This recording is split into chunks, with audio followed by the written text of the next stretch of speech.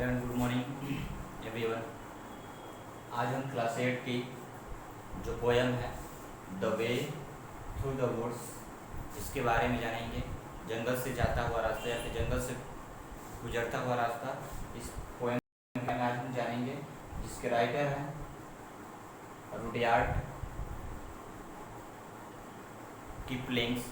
पहले इनके बारे में थोड़ा सा जान लेते हैं। इनका पूरा नाम जो है वो जोसेफ रुडयार्ड किपलिंग है, ठीक है, जो एक इंग्लिश राइटर हैं। ये अपने इंग्लिश राइटर में शॉर्ट स्टोरीज पोएम्स के साथ साथ कुछ नोवेल जो राइटिंग्स होती हैं, नोवेलिस्ट भी थे, जर्नलिस्ट भी थे। ये सारी मतलब इनके पास ये सारी क्वालिटियाँ थी। के साथ साथ इन्हें 1907 में 1907 में लिटरेचर, इंग्लिश लिटरेचर के लिए इन्हें नोबेल प्राइज़ से भी अवार्डेड किया गया था, ठीक है। 1907 में इन्हें नोबेल प्राइज़ से भी सम्मानित किया गया था, ठीक है। और आइए अब एक इस पोएम के बारे में जानते हैं, the way through the woods. ये जो पोएम है, कहानी जो है, यह एक मिस्ट्री से भरी कहानी है, एक सुपर नेचुरल पावर से भरी हुई कहानी है, ठीक। तो आइए इस कहानी को समझते हैं। कह रहा, they shut the road through the woods 70 years ago. Weather and rain had undone it again, and now you would never know. कह रहा कि they shut, sorry यहाँ पे सॉरी गाइस, यहाँ दे हो गया, माफ करिएगा। They shut the road through the woods. उन्होंने उस रास्ते को बंद कर दिया जो जंगल से होकर, वुड्स का मतलब यहाँ पे जंगल से, जो जंगल से होकर जाता था 70 साल पहले, ठीक, 70 साल पहले उन्होंने उस रास्ते को बंद कर दिया जो जंगल से होकर जाता था। अब यहाँ पे कौन बंद कर दिया, ये जो है ये मिस्ट्री भरी रहेगी, मिस्ट्री है कि कौन बंद कर दिया। यहाँ पे क्लियर नहीं हो पाएगा आपको कि बंद किया, ये नहीं दिया कि राजू ने बंद किया, रहीम ने बंद किया या फिर किसने बंद किया। तो ये जो कुछ भी रोड को बंद करने का जो काम है, इसलिए मैंने आपको कहा था ये सुपर नेचुरल चीज़ों से रिलेटेड है, ठीक है। तो ये नेचर ने बंद कर दिया, ठीक है।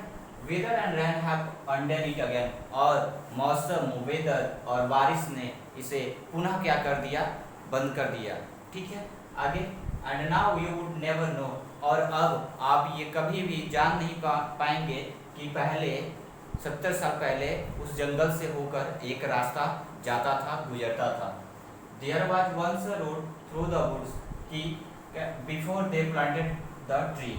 कह रहा कि उन्होंने उस वहाँ पेड़ लगाने से पहले, ठीक है, before they planted the trees, पेड़ पौधे लगाने से पहले, ठीक, कह रहा कि there was once a road through the wood, वहाँ पर एक रास्ता था, एक बार एक रास्ता हुआ करता था जो जंगल से होकर जाता था। Underneath the coppice and heath, यहाँ पे इट इज मीन्स क्या, किसके बारे में बात की गई है, उस जंगल के बारे में, सॉरी उस सड़क के बारे में, रोड के बारे में कहा गया है कि कह रहा है कि अब वह जो सड़क है वह अंडरनीथ का मतलब होता है नीचे, डाउन, वह जो सड़क है वह नीचे है, किसके, कॉपीज मीन्स होता है श्रब्स, मतलब झाड़ियों के, ठीक है, ये और हब्स होते हैं मतलब जो ऐसे, हीथ का मतलब कि एक छोटे प्लांट्स कि कोई ऐसी जगह जो छोटे प्लांट से अर्थात श्रब से, झाड़ियों से क्या वो ढकी हुई हो।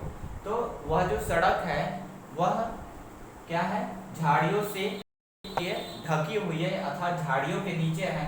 एंड द थिन एनेमोनस, और एनोमेनस मीन्स होता है एक छोटा, ये भी एक प्लांट होता है, एक काइंड ऑफ प्लांट है, ठीक। तो मतलब ये कि जो सड़क है वह कॉफीज, हीथ और एनेमोनस, ये इन तीनों से क्या हुई है, वह ढकी हुई है अर्थात लुप्त हो गई है, विलुप्त हो गई है, जो इस समय दिखाई नहीं दे रही है।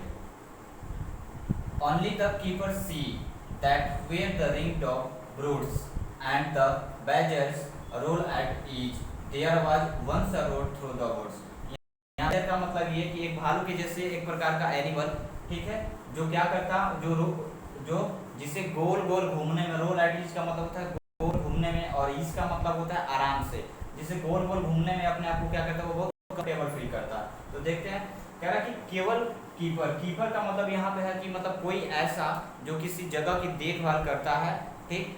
जैसे सपोज करिए कि आप अपने घर में रहते हैं, ठीक, आप अपने घर की देखभाल करते हैं, ठीक है, तो आप अगर कोई बाहरी आया तो आप उसे अपने घर के बारे में अच्छे से बता सकते हैं, क्योंकि आप अपने घर में रहते हैं, उस अपने घर को रोज देखते हैं, ठीक। तो कह रहा है कि केवल कीपर्स ही बता सकता है, उस जगह की देखभाल करने वाला या फिर उस जगह का जो रखवाला है वही बता सकता है कि where the rings dog dog birds. यहाँ पर रिंग्स डॉग का मतलब होता है कि ये समझेंगे कि कबूतर, और ब्रूड्स का मतलब होता है कि टू ले एग्स, मतलब अंडा सेता, अंडा सेना, कि केवल वहाँ का देखभाल करने वाला कीपर ही बता सकता है कि जो डॉग है अर्थात कबूतर है वहाँ कहाँ अंडा सेती है। And the badgers roll at ease, और जो बैजर होता है एक प्रकार का जानवर, ठीक, एक और जो बैजर्स है वह आराम से गोल गोल आराम से क्या करता है, घूमता है। There was once a road through the woods,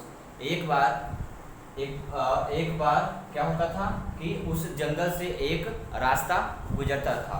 आइए अब आगे देखते हैं।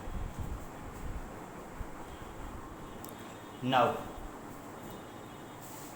आगे कह रहा है पोएट्स इस पोएम के माध्यम से, yet if you enter the woods of summer evening late when the night air cools on the trout ringed,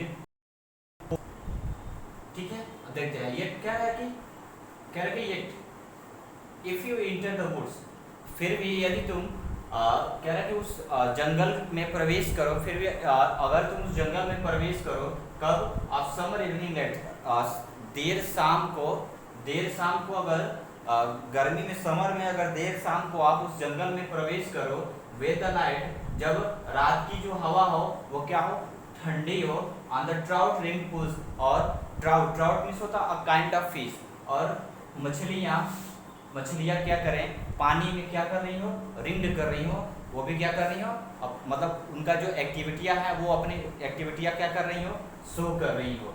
where the other whistles his made, और sorry where the other whistles his made, वहीं और जो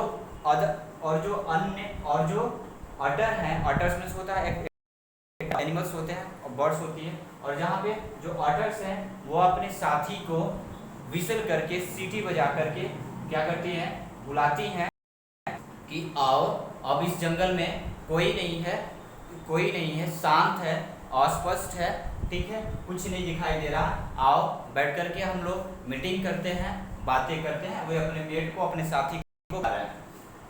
They fear not men in the woods because they see so few, कह रहा उन्हें डर रहता है कि कोई भी man in the woods, not man in the woods, जंगल में कोई भी आदमी नहीं है, वे क्या रहते हैं, इस बात से डरे रहते हैं क्योंकि वे क्या करते हैं, बहुत कम लोगों को ही जंगल में देखते हैं। कह रहा you will hear the beat of a horse feet and the swish of a skirt in the dew, steadily canting through the mystic solitudes। यहाँ पे solitudes का मतलब होता है लोनली, अकेला, मिस्टी का मतलब होता है अस्पष्ट, अनक्लियर, ठीक है, कैंट्री का मतलब होता है कि राइडिंग करते हुए, ठीक है। तो आइए देखते हैं, कह रहा है कि जब आप जंगल में देर शाम को, जब आप जंगल में समर के सीजन में जब देर शाम को आप जंगल में जाओगे तो वहाँ पे आपको ये मिलेगा कि वहाँ पर अचानक आपको क्या होगा, घोड़े जो होते हैं उनके फीट जो होती है, उनके जो पैर होते हैं, पैरों की आवाज़ें सुनाई देंगी, ठीक। और उस घोड़े पर एक परी होगी जो आपको दिखाई नहीं देगी, एक परी होगी जिसके पास स्विस मतलब होता है जो चाबुक होता है, जिसे आपने मूवी वगैरह में देखा होगा कि एक ऐसी रस्सी होती है जिसमें हैंडल होता है, ठीक, और फिर जिसे घोड़े वगैरह को वो लोग मारते हैं कंट्रोल करने के लिए, जो यूज होता है वो होता है क्या, स्विस, ठीक है, और टाइप ऑफ स्ट्रिंग, ठीक। और उसकी जो स्कर्ट है वो क्या है, ओस से भरी हुई है, और वह घोड़े पर बैठकर क्या कर रही है, तेजी के साथ अकेले घोड़े पर बैठकर तेजी के साथ आगे बढ़ रही है, जा रही है, राइडिंग कर रही है।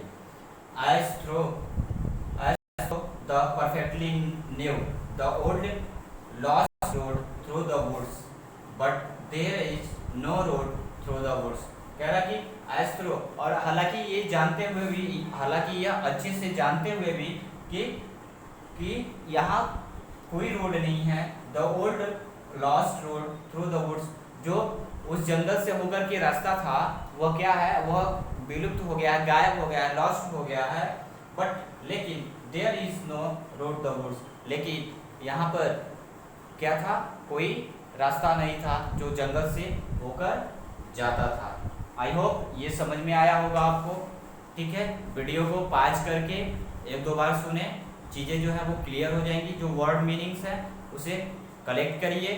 ठीक, वीडियो को पॉज कर करके वो चाहेंगे तो वर्ड्स मीनिंग भी एक तरफ आप उसकी भी कलेक्शन कर लेंगे, उससे भी गैदर कर लेंगे, और फिर वर्ड मीनिंग अगर आपके पास हो जाएंगी तो वो सारी चीज़ें भी क्या होंगी, समझ में आएंगी। ठीक है, इंग्लिश की अगर हम बात करें तो इंग्लिश में बाबू हमें कब समझ में नहीं आता, हमें दो कंडीशंस में नहीं समझ में आता, दो तीन ऐसे कंडीशंस है कि चीज़ें हमें समझ में नहीं आती। पहली कंडीशन ये कि हम समझना ही नहीं चाहते, दूसरी कंडीशन ये, और ये समझना ही नहीं चाहते किसी भी सब्जेक्ट को लेके हो सकता है। अगर हमें लगे कि ये सब्जेक्ट बहुत ईजी है, आराम से हो जाएगा, लेकिन हम समझने की कोशिश ना करें तो कुछ भी समझ में नहीं आने वाला।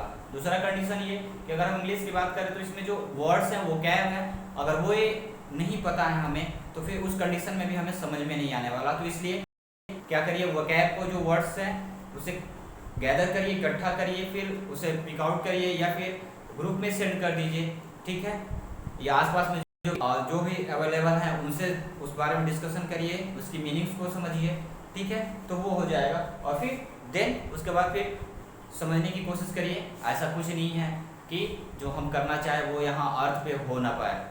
फाइन, मैंने एक दिन आपको बताया था कि इम्पॉसिबल कुछ भी नहीं है यहाँ, क्योंकि इम्पॉसिबल जो वर्ड होता है वो खुद ही कहता है कि आई एम पॉसिबल, मैं संभव हूँ। लेकिन ये अब हमारे ऊपर है कि हम उसे किस वे में लेते हैं, नेगेटिव वे में लेते हैं कि पॉजिटिव वे में लेते हैं।